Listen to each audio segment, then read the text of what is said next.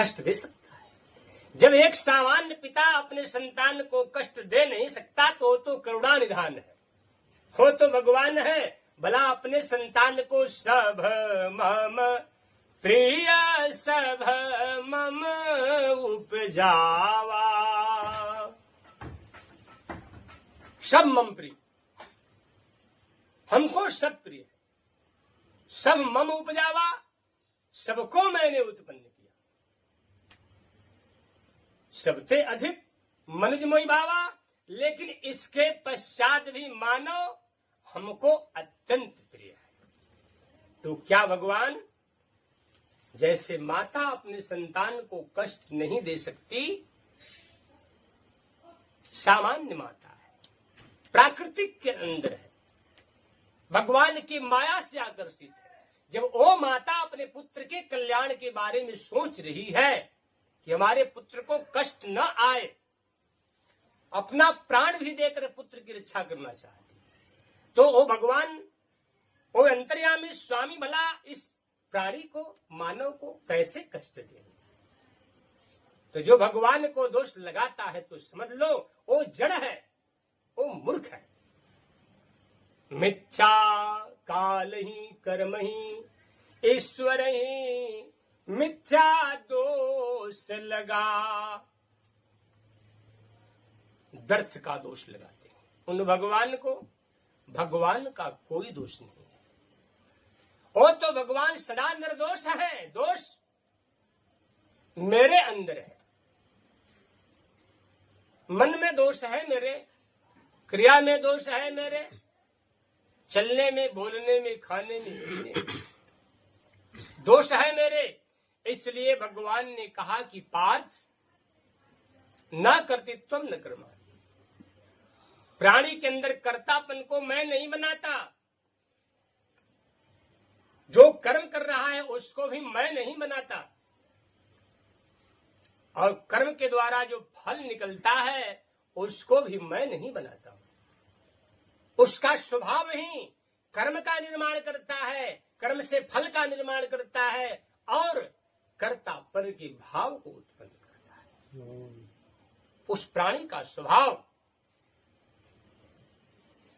ऐसा जानकर हम किसको बदलें, किसको परिवर्तित करें, हम ऐसा जान करके अपने स्वभाव को परिवर्तित करें। हमारा स्वभाव अच्छा कैसे बने, भगवत स्थित ईश्वरीय गुण संपन्न भगवत भक्ति हमारे स्वभाव में कैसे जागृत हो, जिससे हमारा स्वभाव उत्तम हो, बढ़िया हो, पवित्र हो। ये जिम्मेवारी आप लोगों पर है। गुरु मार्ग बताते हैं, रास्ता बताते हैं, वेद पुराण शास्त्र विधि बताते हैं, रास्ता बताते हैं, चलना आपका काम है,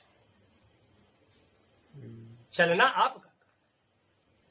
अंगद जी से हनुमान, अंगद जी से भगवान राम ने कहा, अंगद एक बार मेरे ओर से जाकर रावण को समझा दो,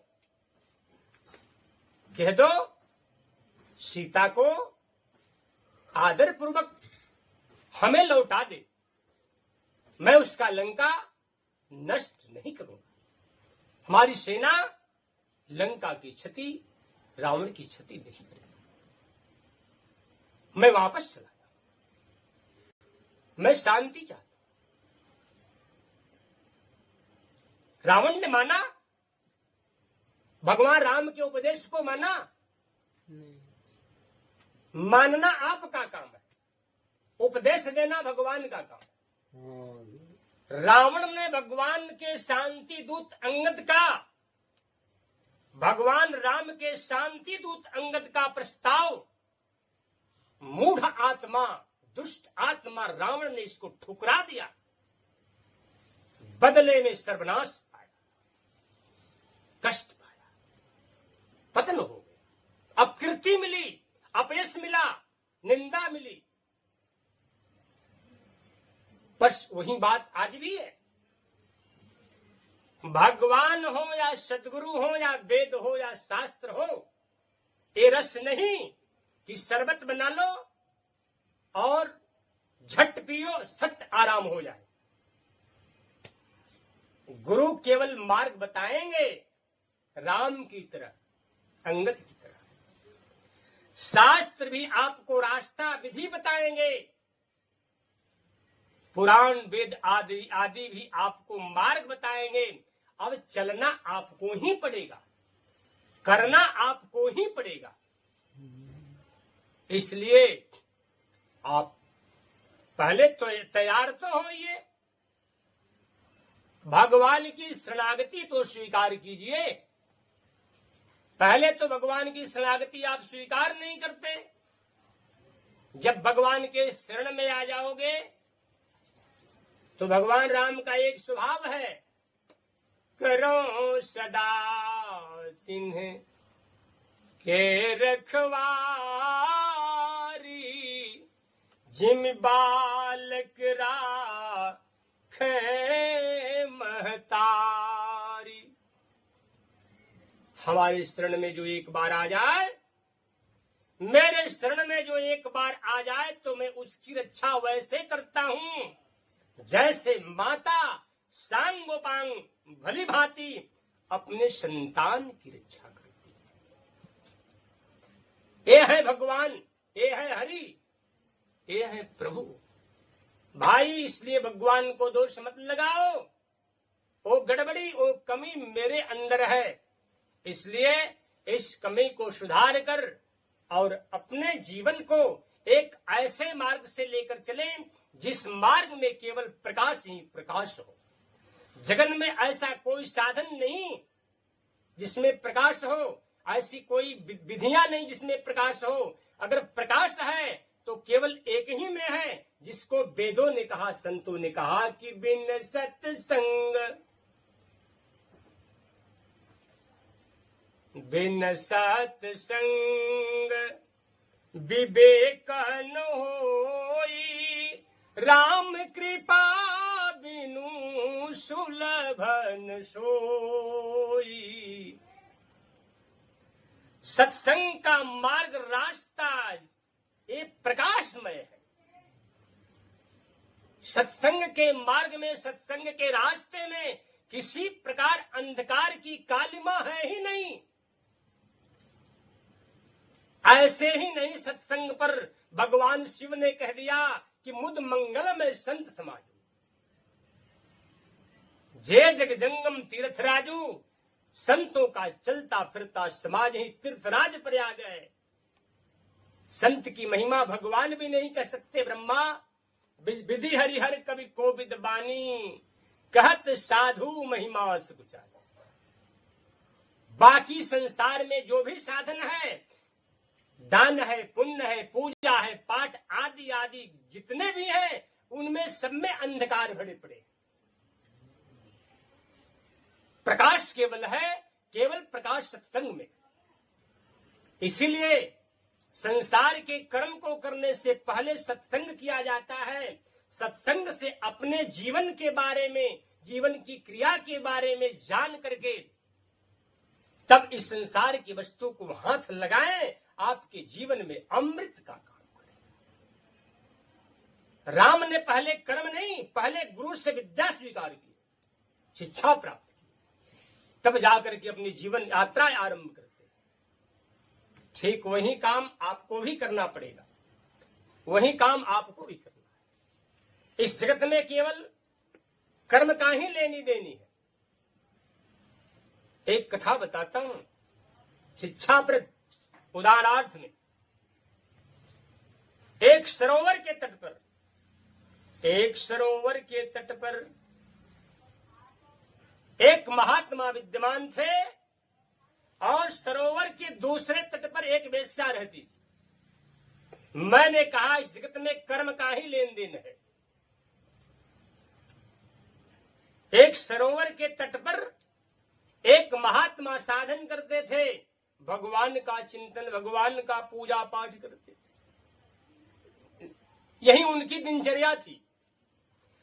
सरोवर के दूसरे तट पर एक वेश्या रहती थी। साधुओं का काम, संतों का काम है ब्रह्म बेला में उठ करके और भगवान का चिंतन, भजन, कीर्तन आदि करना। यही नित्य करते थे। उस समय उस वेश्या को थोड़ा कष्ट होता, डिस्टर्ब होता। संत से एक दिन जाकर कहती है, महात्मा एक क्यों घंटी हिलाते हो? जहां मैं जाऊंगी वहां आपको भी जाना पड़ेगा, इससे कोई फायदा नहीं। इन साधु के मन में भ्रम हो गया। अरे भाई, वाक्य तो वाक्य है। संसार में वाक्य ही मनुष्य के मन को भ्रमित कर देता है, वाक्य ही मनुष्य के मन को संसार से निकाल देता। वेश्या ने जब कही कि क्यों घंटी हिलाते हो, यहां जहां मैं जाऊंगी वहां आपको जाना पड़ेगा। चिंतित ए महात्मा, अब सोचे इसकी निवृत्ति कैसे हो, ये भ्रम, ये संशय दूर कैसे हो? तो बिना गुरु का भ्रम दूर होता नहीं। गुरु के पास गए, गुरुदेव ने मुखमंडल फीका, उदास देखा तो बोले, अरे बेटा, आखिर बात क्या कि तुम उदास हो, चेहरे पर उदासी? हाँ गुरुदेव, प्रणाम करते हैं। साष्टांग दंडवत करके बैठ गए। गुरुदेव, समस्या कुछ है। कौन सी समस्या? संत के पास कौन सी समस्या आ गई? समस्या इस बात की गुरुदेव, जहां मैं जिस सरोवर के तट पर साधन करता हूं, आपके बताए हुए ज्ञान से, आपके बताए हुए विधि से भगवान का भजन करता हूं। जिस तट पर मैं सरोवर के रहता हूं, दूसरे तट पर एक वेश्या रहती।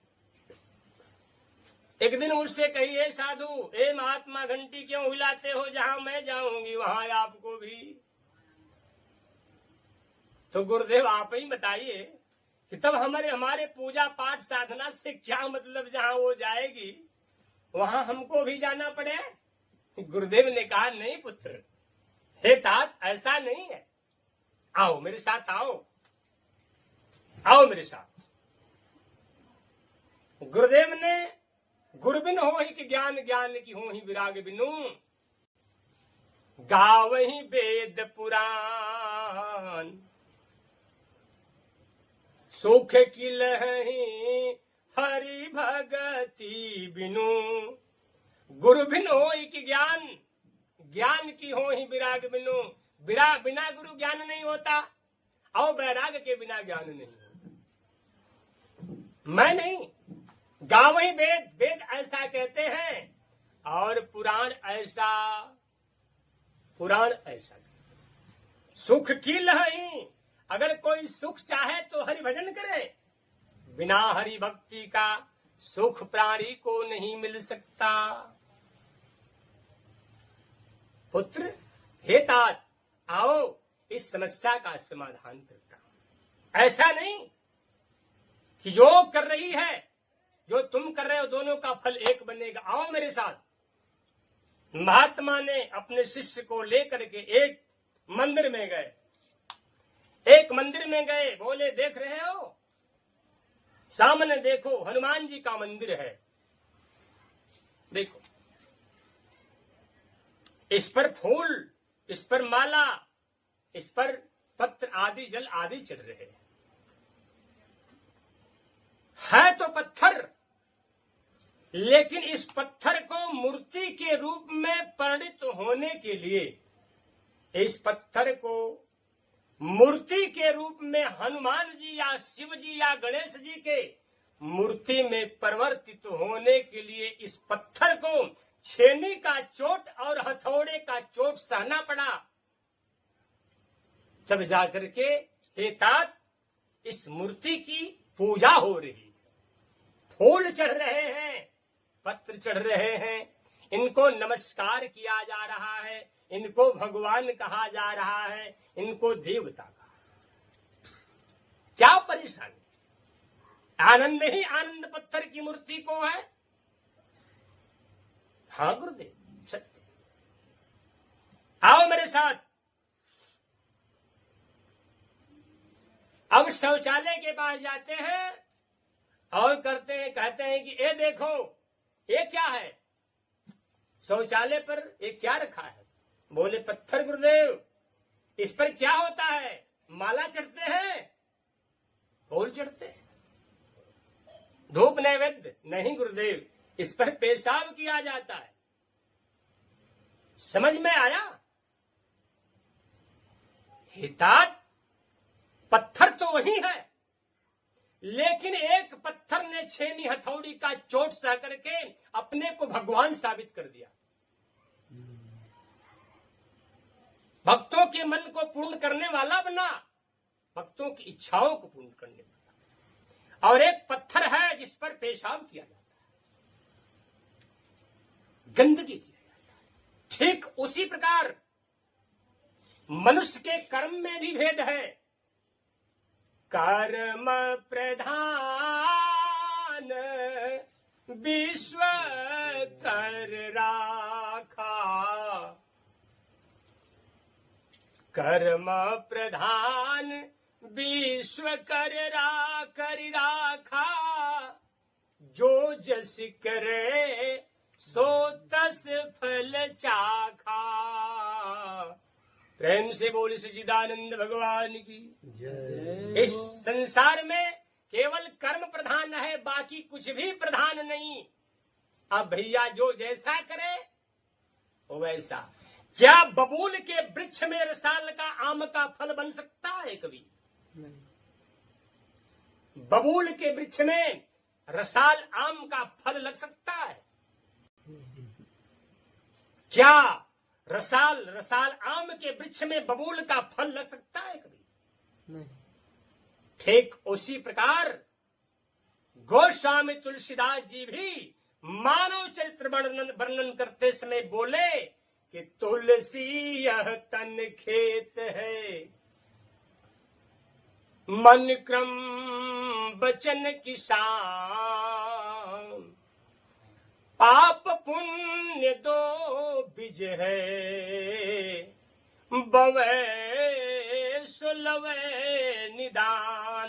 प्रेम से बोलिए सच्चिदानंद भगवान की जय। जैसे रसाल के वृक्ष में बबूल का फल नहीं, बबूल के वृक्ष में रसाल का फल नहीं लग सकता, वैसे ही मनुष्य का शरीर भी एक स्थल है, एक खेत है, एक भूभाग है। इस मनुष्य के शरीर रूपी खेत में पाप का बीज है और एक पुण्य का बीज है। लेकिन किसान कौन है? इस शरीर रूपी खेत में बीज बोने वाला मन है, वचन है और कर्म है। कर्म और मन और वचन के द्वारा कर्म रूपी किसान, वचन रूपी किसान, मन रूपी किसान के द्वारा इन दोनों बीजों में से या तो पाप के बीज को उठाएगा या तो पुण्य के बीज को उठाएगा और शरीर में बो देगा। शरीर में बो देगा। अब जैसा आप बोएंगे वैसा लवेंगे। लवे का मतलब काटना। अगर पाप का बीज बोते हैं तो आप जन्म मृत्यु का दुख काटेंगे, और पुण्य का बीज बोते हैं तो ईश्वर या स्वर्ग। कर्म अगर विचित्र हो, कर्म निर्मल हो तो ईश्वर, और कर्म में कुछ अगर संशय दोष हो स्वर्ग। इसलिए इस क्रिया को समझिए। इस जगत में केवल कर्म का ही लेनी देनी है। जैसा कर्म वैसा फल ही मिलेगा। ऐसा जानकर आप सब लोग सावधान रहें। सावधान अगर नहीं रहेंगे तो पग पग पर कांटे ही कांटे हैं, और आप सावधान रह भी नहीं सकते। चतुर अगर ड्राइवर नहीं गाड़ी का रहेगा तो गाड़ी संकट में है। जिस गाड़ी का ड्राइवर अगर श्रेष्ठ बुद्धिमान न हो, चतुर न कुशल नहीं, वो गाड़ी खतरे में है, न जाने कब पलट जाए। उसके पास उसी प्रकार से जिस मनुष्य रूपी इस गाड़ी पर, अर्थात जिस मनुष्य के पास गुरु नहीं, जिस मनुष्य के पास गुरु नहीं, जिस मनुष्य का संग संतों से नहीं, उसके गाड़ी का कोई ठीक नहीं है। कब इस संसार